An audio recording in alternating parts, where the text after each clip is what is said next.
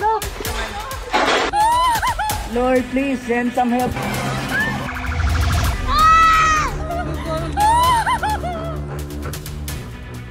Ilang tanggapan ng gobyerno ang handang mag-abot ng tulong pinansyal sa mga napuruhan ng mga nagdaang bagyo at ng magnitude 6.9 na lindol sa Cebu. Balitang hatid ni Ivan Mayrina. Paano nga ba pagsasabayin ang pagbangon sa lindol at ang maayos sa pagluluksa para sa mga yumao?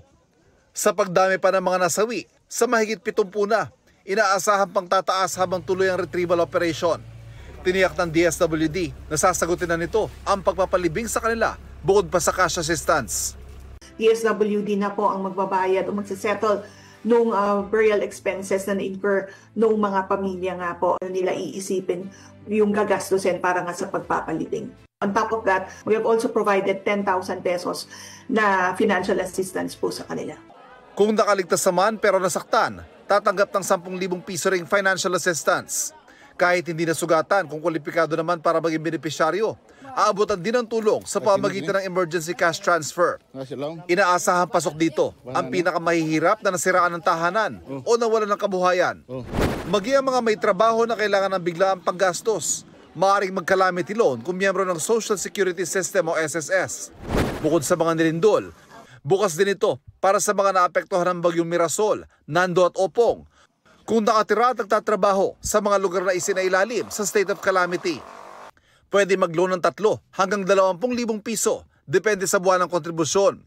Babayaran yan sa loob ng 24 months o 2 taon. For calamity loan, 7% interest rate na lamang po ito.